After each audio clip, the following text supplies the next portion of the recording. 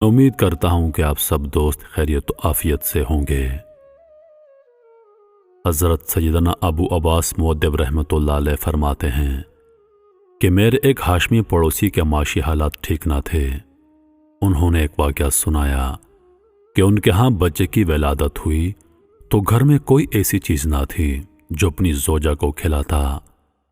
اس کی بیوی نے اس سے کہا کہ میرے سرتاج، آپ میری حالت و کیفیت سے خوب واقف ہیں۔ اس وقت مجھے غذا کی سخت ضرورت ہے تاکہ میری کمزوری دور ہو جائے۔ اب میں مزید صبر کرنے کی طاقت نہیں رکھتی، خدا را کچھ کیجیے۔ اپنی زوجہ کی یہ حالت دیکھ کر وہ بے تاب ہو گئے اور عشاء کی نماز کے بعد ایک دکاندار کے پاس گئے۔ وہ اکثر اس دکاندار سے غلہ وغیرہ خریدتا تھا۔ اس دکاندار کا اس پر قرض بھی تھا۔ اس نے دکاندار کو گھر کی حالت بتائی اور کچھ سامان خوردنوش طلب کیا اور کہا کہ میں جلد ہی اس کی قیمت ادا کر دوں گا، لیکن دکاندار نے صاف انکار کر دیا۔ اس کے بعد وہ ایک دوسرے دکاندار کے پاس گیا اور اپنی حالت سے آگاہ کر کے کچھ چیزیں طلب کیں، لیکن دوسرے دکاندار نے بھی صاف انکار کر دیا۔ الغرض جس سے کوئی امید تھی وہ ان سب کے پاس گیا، لیکن کسی نے اس کی کوئی مدد نہ کی۔ وہ بہت رنجیدہ ہوا اور سوچنے لگا، اب میں کس کے پاس جاؤں گا، کس سے اپنی حاجت طلب کروں؟ وہ دریائے دجلہ کی طرف چلا گیا۔ ایک ملاح نے اس کو دیکھا جو اپنی کشتی میں بیٹھا مسافروں کا انتظار کر رہا تھا۔ اسے دیکھ کر اس نے آواز لگائی، میں فلاں علاقے کی سواریاں بٹھاتا ہوں، اگر کوئی مسافر ہے تو آ جائے۔ وہ آدمی اس کی طرف گیا، وہ کشتی کنارے پر لے آیا۔ آدمی کشتی پر سوار ہوا اور کشتی دریائے دجلہ کا سینہ چیرتی ہوئی آگے بڑھنے لگی۔ ملاح نے اس سے پوچھا، تم کہاں جانا چاہتے ہو؟ اس نے کہا، کچھ معلوم نہیں۔ ملاح نے تعجب سے پوچھا، تو جیسا عجیب آدمی میں نے نہیں دیکھا۔ تم اتنی رات گئے میرے ساتھ کشتی میں بیٹھے ہو اور تمہیں معلوم ہی نہیں کہ تم نے جانا کہاں ہے؟ ملاح کی یہ بات سن کر اس نے ملاح کو اپنی حالت سے آگاہ کیا تو وہ ہمدردانہ لہجے میں بولا، میرے بھائی غم نہ کرو، میں فلاں علاقے میں رہتا ہوں، جہاں تک ہو سکا میں تمہاری پریشانی حل کرنے کی کوشش کروں گا۔ پھر اس نے ایک جگہ کشتی روکی اور اسے دریائے دجلہ کے کنارے واقع ایک مسجد میں لے گیا اور کہا، میرے بھائی، اس مسجد میں سیدنا معروف کرہی رحمۃ اللہ علیہ رات دن اللہ کی عبادت کرتے ہیں۔ تم وضو کر کے مسجد میں داخل ہو جاؤ اور اللہ کے اس نیک بندے سے دعا کراؤ، انشاءاللہ ضرور کوئی راہ نکل آئے گی۔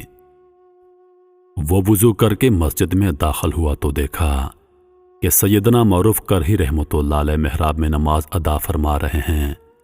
اس نے بھی 2 رکعت نماز ادا کی اور سلام کر کے آپ رحمۃ اللہ علیہ کے قریب بیٹھ گیا۔ نماز سے فارغ ہو کر آپ رحمۃ اللہ علیہ نے سلام کا جواب دیا اور کہا، اللہ تم پر رحم فرمائے، تم کون ہو؟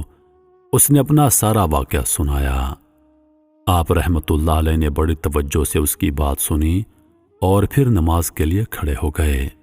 باہر موسم خراب ہونے لگا، بارش زور پکڑتی جا رہی تھی۔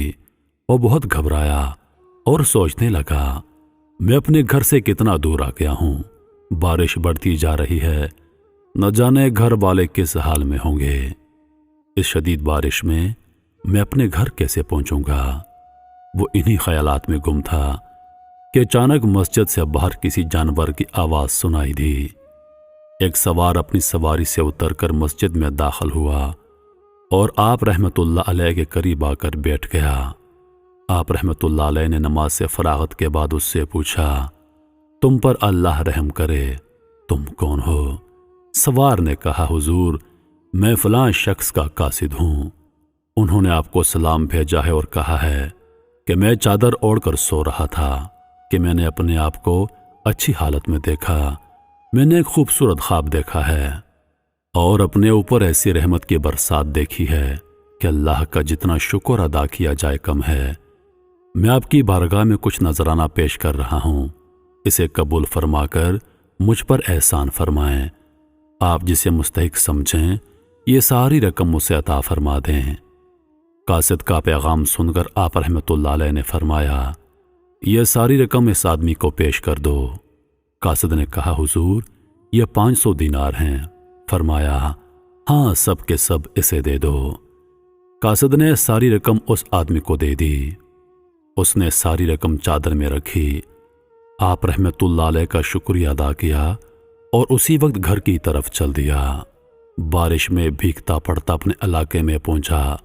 سیدھا دکاندار کے پاس گیا اور کہا، یہ دیکھو 500 دینار ہیں، اللہ نے اپنے رزق کے خزانوں میں سے مجھے عطا فرمائے ہیں، تمہارا مجھ پر جتنا قرض ہے وہ لے لو اور مجھے کھانے کا سامان دے دو۔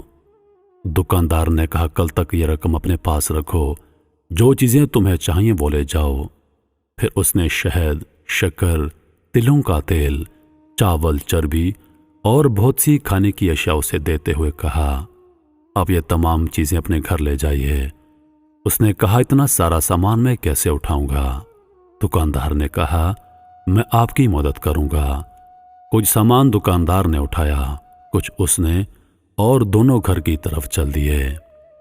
گھر پہنچے تو دیکھا کہ گھر کا دروازہ کھلا تھا، کیونکہ ان کی زوجہ اتنی کمزور ہو گئی تھی کہ وہ دروازہ بند کرنے کی طاقت نہیں رکھتی تھی۔ اس کو دیکھ کر شکوہ کرتے ہوئے بولی، اس نازک حالت میں مجھے چھوڑ کر کہاں چلے گئے تھے؟ بھوک اور کمزوری سے میری حالت خراب ہو گئی ہے۔ اس نے کہا، اللہ کے فضل و کرم سے ہماری پریشانی دور ہو گئی۔ یہ دیکھو، گھی، چربی، شکر، تیل اور بہت سی کھانے کی اشیاء کثیر مقدار میں ہمارے گھر میں موجود ہیں۔ یہ سن کر وہ بہت خوش ہوئی، اس کی تکلیف چلی گئی۔ اس آدمی نے اسے دیناروں کے بارے میں نہ بتایا کہ کہیں خوشی کے مارے وہ ہلاک نہ ہو جائے۔ کھانا تیار ہوا، سب نے کھانا کھا کر خدا کا شکر ادا کیا۔ صبح کو اس آدمی نے اپنی بیوی کو وہ سارے دینار دکھائے اور سارا قصہ سنا دیا۔ وہ بہت خوش ہوئی اور غیبی امداد پر اللہ تعالیٰ کی پاکی بیان کی۔ پھر ان دونوں نے کاشت کے لیے کچھ زمین خرید لی تاکہ اس سے حاصل شدہ آمدنی کے ذریعے ان کے اخراجات پورے ہوتے رہیں۔ اس طرح کچھ ہی عرصے کے بعد حضرت معروف کرخی رحمۃ اللہ علیہ کی برکت سے اللہ نے ان کی تنگ دستی اور مفلسی دور فرما دی اور وہ دونوں خوشحال زندگی گزارنے لگے۔ اللہ پاک آپ رحمۃ اللہ علیہ کو ان کی طرف سے جزائے خیر عطا فرمائے، آمین یا رب العالمین۔ میرے محترم عزیز دوستو کہتے ہیں کہ جب آپ کی دعائیں قبول نہ ہو رہی ہوں تو دعائیں مانگنے کا طریقہ تبدیل کر کے دیکھیے، کسی اور سے دعا کروائیے۔ کہتے ہیں کہ اگر تمہاری دعائیں قبول نہیں ہوتی تو اس منہ سے اپنے لیے دعا کرواؤ جس منہ سے تم نے گناہ نہیں کیا، یعنی کہ دوسروں سے اپنے لیے دعا کرواؤ۔ اور ہمیں چاہیے کہ ہم اللہ والوں کا دامن پکڑ لیں، ان لوگوں کا دامن پکڑ لیں جو اللہ کے نیک بندے ہوں، جو اللہ کے قریب ہوں، ان کی صحبت اختیار کریں اور ان سے اپنے لیے دعا کروائیں۔ انشاءاللہ ان کی دعا ضرور قبول ہوگی۔ میں امید کرتا ہوں کہ آپ دوستوں کو ہماری ویڈیو پسند آئی ہوگی۔ مزید ایسی ویڈیوز دیکھنے کے لیے ہمارے چینل کو سبسکرائب کریں اور ساتھ میں موجود گھنٹی کے بٹن کو ضرور دبا دیں تاکہ ہماری ہر نئی آنے والی ویڈیو سب سے پہلے آپ تک پہنچے۔ مجھے دیجیے اجازت، سانسوں نے وفا کی تو اگلی بار ایک اور ویڈیو لے کر آپ کی خدمت میں حاضر ہوں گا۔ تب تک کے لیے خدا حافظ۔ اللہ پاک آپ سب کا حافظ و نگہبان۔ ہنستے رہیے اور ہمیشہ مسکراتے رہیے۔